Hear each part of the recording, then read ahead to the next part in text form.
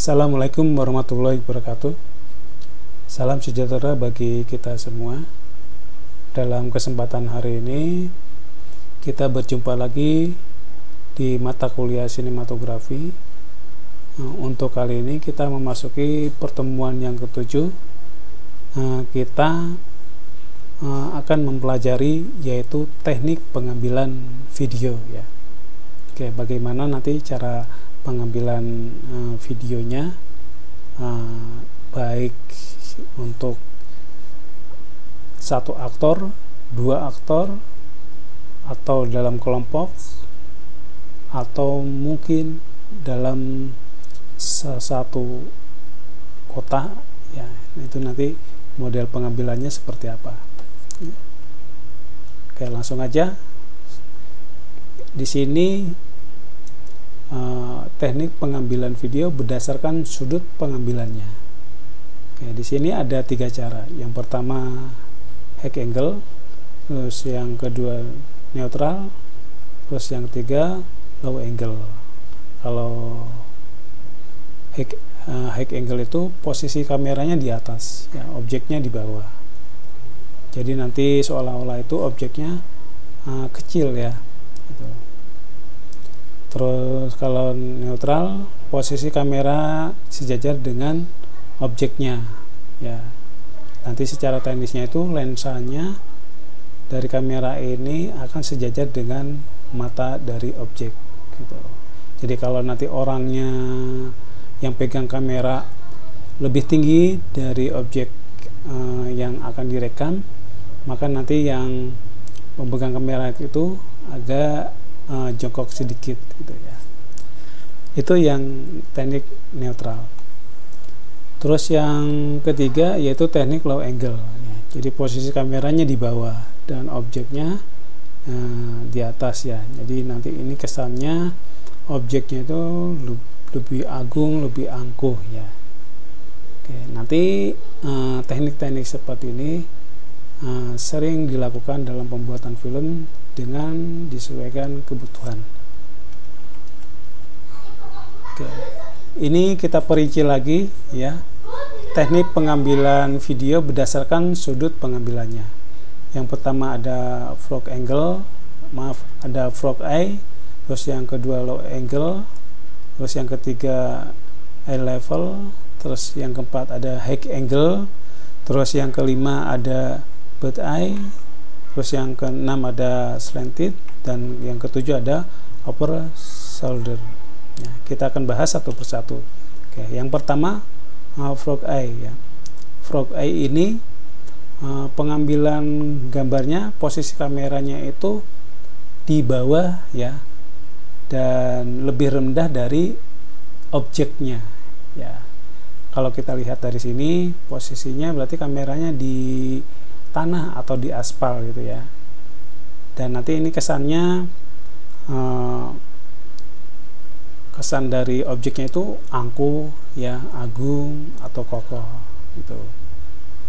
Itu yang teknik yang pertama ya, frog eye. Terus yang kedua low angle. Low angle itu hampir sama dengan yang tadi ya, kameranya juga di bawah, tapi ini posisi kameranya itu sejajar dengan objek ya, dengan objek bagian bawahnya itu. Ini juga sama kesannya ya. Jadi objeknya itu membesar atau terkesan lebih kokoh ya. Terus yang ketiga eye level ya. Eye level ini berarti sama dengan neutral ya. Jadi posisi kamera dengan objek itu sejajar ya. Jadi secara teknisnya itu lensa dengan mata objek sejajar. Oke. Itu ya yang eye level. Terus yang keempat ini ya, high angle, posisi kameranya itu di atas ya. Jadi kesannya itu objeknya lebih kecil.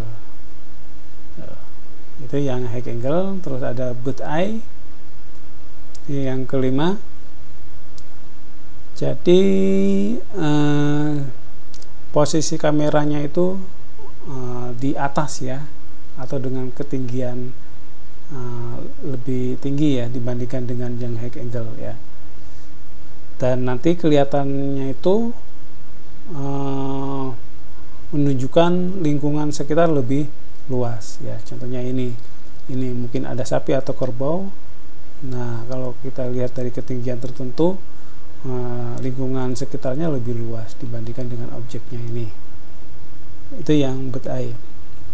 Terus yang keenam maaf ya, slanted, yaitu teknik pengambilannya dengan sudut tertentu, yaitu ya 45 derajat. Nah, ini dan juga dilakukan dengan posisi miring ya. Posisi miringnya itu maksudnya 45 derajat. Ini juga sering dilakukan dalam pembuatan film. Terus yang terakhir, yang ketujuh, upper shoulder ya. Jadi teknik shooting mengambil gambar dari arah belakang bahu objek. Nah, nanti ini biasanya untuk posisi ketika adegan bincang-bincang ya, komunikasi, wawancara. Nah, ini lebih cocok ya.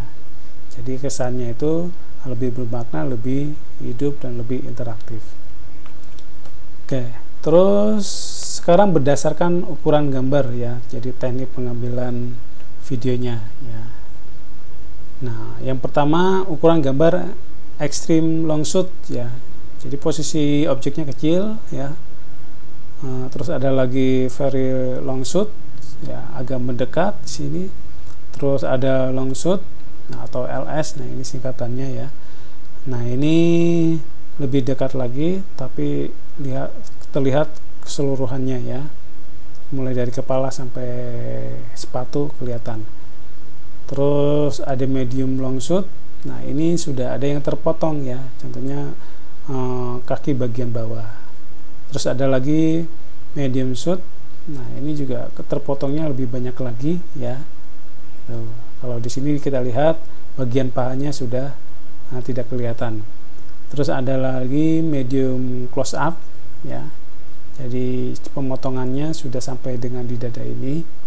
Terus ada lagi close up ya. Di sini sampai sampai bahu ya. Terus ada lagi close up. Nah, ini sampai leher, dan ada lagi extreme close up, yaitu yang kelihatan mata, alis, hidung ya. Nah, kadang kita pernah melihat pengambilan gambar seperti ini ya. Ini biasanya untuk memperlihatkan ekspresi ya, ekspresi dari wajahnya ya. Dia merasa sedih, merasa senang, itu biasanya akan dilakukan dengan teknik close up, big close up maupun extreme close up gitu ya. Nah, sekarang kita berbicara tentang komposisi gambar ya, kaitannya dengan video ya. Nanti kita akan bahas tentang istilah keseimbangan, ada simetris, ada equilibrium ya. Equilibrium itu nanti ada 3 bahasan ya, atau subpembahasan, yaitu objek tunggal, objek 2 orang, dan objek dalam kelompok ya. Kita akan bahas satu-satu. Yang sekarang keseimbangan ya. Nah, di sini nanti objek gambar frame, gambar tampak berimbang posisinya ya. Berimbang posisinya. Jadi komposisi dari gambar itu seimbang ya. Tuh. Jadi patokannya kita harus membuat garis-garis seperti ini ya. Oke, biasanya kalau di kamera DSLR itu biasanya bisa dimunculkan ya. Ya, untuk garis-garis seperti ini. Nah, ini untuk menentukan dia seimbang atau tidak ya. Ini contohnya gambarnya ya. Ini bisa dikatakan seimbang ya. Walaupun ini pohonnya agak di sebelah kiri, tapi dia ada beban di sebelah kanannya, itu ada gunung ya, makanya nanti agak geser di sebelah kiri. Tapi ini bisa dikatakan sebagai gambar yang seimbang. Terus yang ada lagi simetris ya, yaitu menempatkan objek di tengah-tengah layar ya. Ini objeknya, contohnya ya. Nah, patokannya seperti ini. Kalau mungkin center sudah paham semua ya teman-teman mahasiswa. Terus ada lagi equilibrium ya. Ini supaya nanti gambar itu menjadi stabil, netral, dan labil ya. Itu ini contohnya ya. Kalau stabil seperti ini ya posisinya. Kalau netral dia bisa ke kiri ke kanan ya, atau labil itu berarti posisinya seimbang gitu ya, tidak goyang kanan kiri gitu ya. Terus ada lagi apa ini, canted shoot ya. Nah, jadi posisinya dibuat model miring ya. Nah, dari equilibrium itu dibagi 3 ya. Yang pertama objek tunggal ya. Objek tunggal. Nah, objek tunggal contohnya ini gambar orang ya. Nanti yang bagus yang seperti apa? Nah, kalau kita lihat yang di sebelah kiri ini contoh yang tidak begitu bagus ya. Jadi ini kurang center ya. Nah, yang bagus adalah yang dia center ya gitu. Ya, ini yang objek tunggal. Nah, ini juga objek tunggal dengan posisi dia melihat pandangannya ke sebuah objek ya. Jadi ini yang bagus. Kalau ini yang ya bawahnya ya, maaf ya, ini yang tidak bagus ya. Ini kalau melihat ke kiri ke kanan, nah yang bagus adalah yang atas ya. Jadi ketika melihat ke sebelah kanan, berarti di sini harus ada space-nya, ada tempat kosongnya ya. Nah, kalau yang ini tidak bagus, seolah-olah nanti menabrak frame-nya ya. Nah, atau menabrak batas dari layar TV ya. Gitu ya. Terus ini lagi contoh yang tidak bagus ketika memperlihatkan orang ya. Memperlihatkan orang. Nah, ini kelihatan wajahnya hilang ya, bagian mata ya. Nah, lebih baik kita potong bagian bawahnya ya, kalau ini tidak bagus. Oke, ini juga sama seperti yang ini ya. Jadi harus ada space-nya ya. Nah, ini contoh ketika sedang berjalan ya, berjalan ke arah sebelah kiri. Nah, makanya nanti di sini harus ada space-nya. Nah, dia itu akan mengarahnya ke sebelah kiri dan tentunya masih ada jarak untuk dia menuju ke arah sana ya. Kalau ini nanti ibaratnya seperti menabrak batas dari frame-nya atau layar TV-nya. Ini tidak bagus. Nah, ini juga penting ya. Nah, ketika kita mengambil gambar, objek yang di belakangnya atau background-nya kira-kira bagus atau tidak. Ini contohnya ada botol ya, seolah-olah itu botolnya menimpa atau jatuh ke bagian kepala. Nah, ini kurang bagus nanti kesannya. Nah, berbeda dengan yang ini ya, ini lebih bagus. Terus kalau dua objek ya, dua objek, nah ini hampir sama dengan yang teknik yang tadi ya, solder itu. Jadi ketika melakukan wawancara atau bincang-bincang, nanti posisi kameranya yang bagus seperti ini. Ini yang berbicara, ini yang menerima pesannya ya. Jadi kameranya itu di posisi di bahunya, di belakang bahu itu. Nah, ini contoh yang tidak baik ya. Jadi terlihat samping ininya aja ya, samping wajahnya aja. Ini kurang bagus. Nah, ini juga contoh yang lain, dua objek ini menggunakan dua kamera. Nah, ini dua kamera.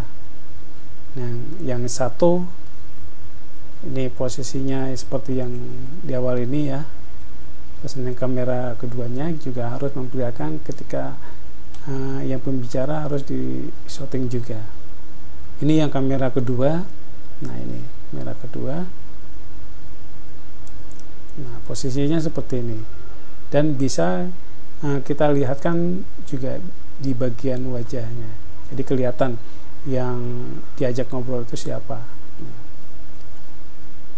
Nah, terus objek dua orang ya, ini juga sama ya, posisinya seperti ini.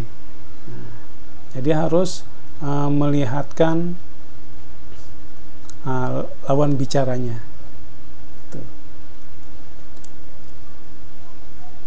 Nah, ini